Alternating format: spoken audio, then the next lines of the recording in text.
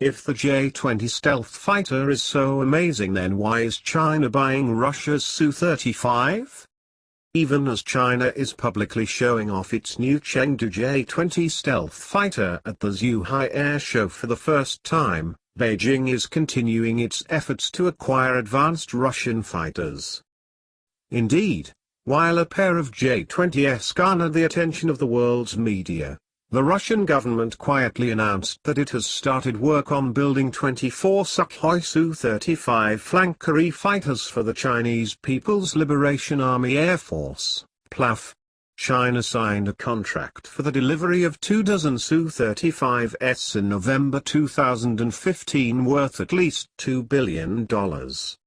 Delivery of these aircraft to China will be carried out under the terms defined by the relevant contract. Vladimir Drozdov, Deputy Director of Russia's Federal Service for Military Technical Cooperation, told the Moscow-based TASS news agency.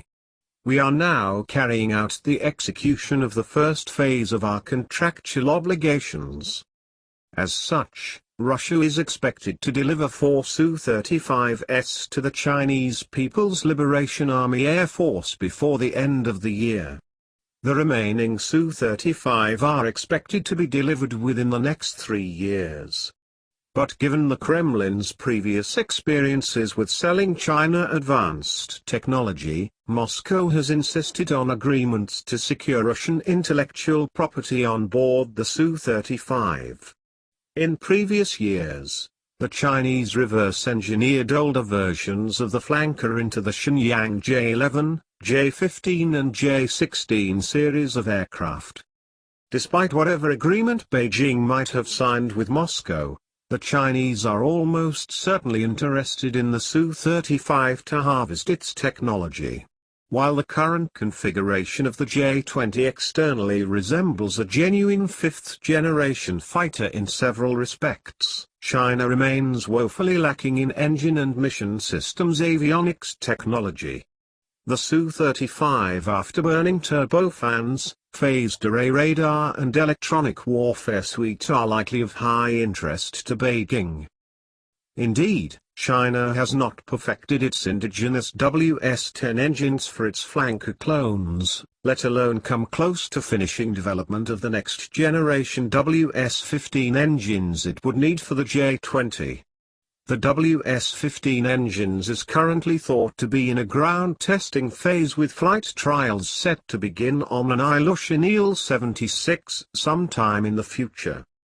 In fact, China has not demonstrated it can build any reliable jet engine, and that's including designs that it basically stole from Russia.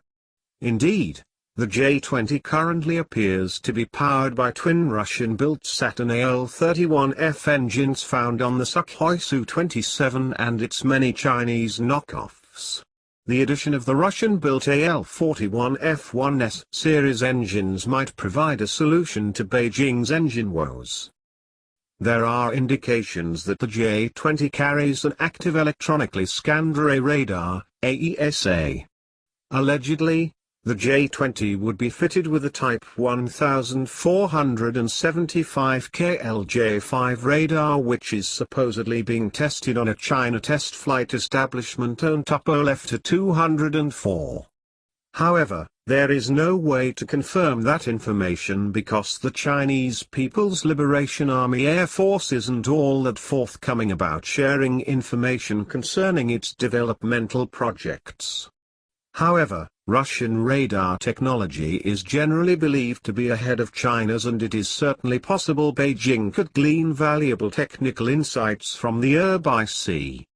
The one advantage the Chinese have over the Russians is in the realm of electro-optical/infrared targeting systems, where Moscow has lagged behind in the wake of the post-Soviet economic meltdown of the 1990s.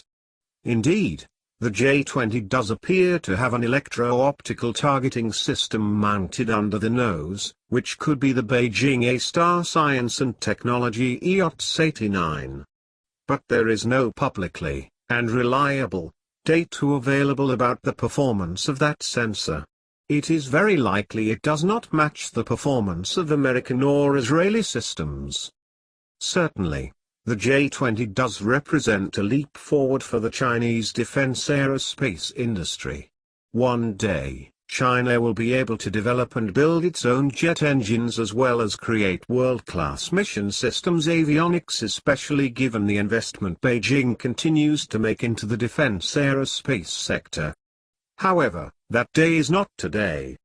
If the J-20 was really as capable as some would have you believe, Beijing wouldn't bother with buying a token fleet of Su-35. There would simply be no point in doing so. Thank you for watching. Please share, like, comment, and subscribe.